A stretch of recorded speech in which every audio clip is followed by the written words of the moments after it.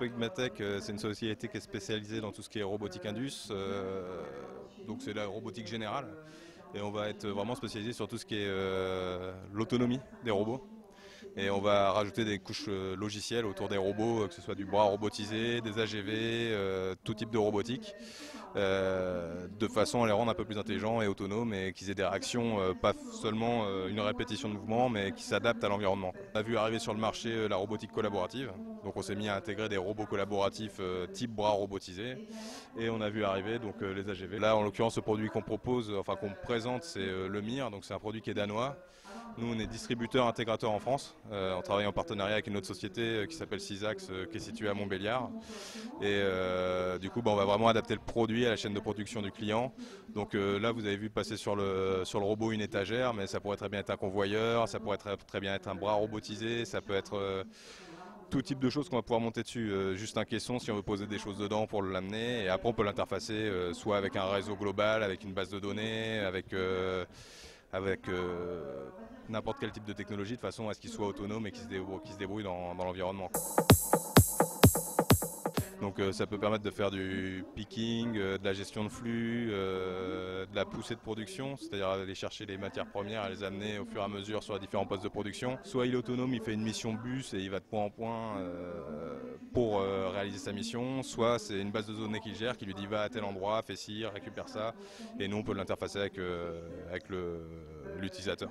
Il est équipé de scrutateurs laser qui lui permettent donc de s'arrêter à distance.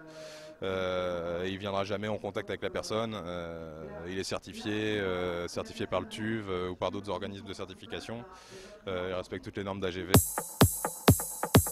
C'est totalement libre, c'est vraiment du convoyage intelligent, c'est-à-dire qu'on va lui scanner un environnement. Et à partir du moment où il reconnaît 30% de son environnement, il sait où il est situé dans son environnement. On lui dit juste va à tel endroit et lui il fait comme votre GPS, il va planifier un itinéraire pour pouvoir y aller.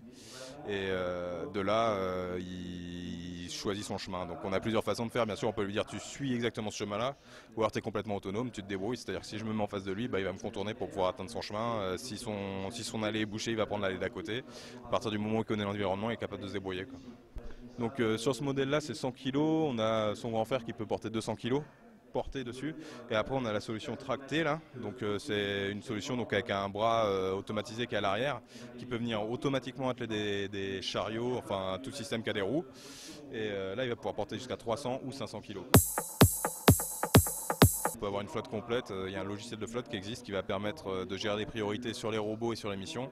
Donc selon l'équipement qui est monté sur le robot, on va identifier un type de robot et on va envoyer des missions, et la gestion de flotte va automatiser quel robot va aller chercher la pièce, va gérer les croisements des robots au cas où s'ils arrivent tous les deux dans un même couloir trop petit pour que les deux puissent passer.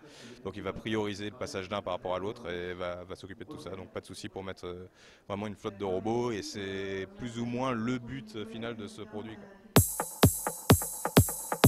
Je fais des visites en ce moment chez des personnes qui travaillent dans l'agroalimentaire pour installer ce type de robot. On est prêt à aboutir, donc il n'y a pas de doute pour les possibilités.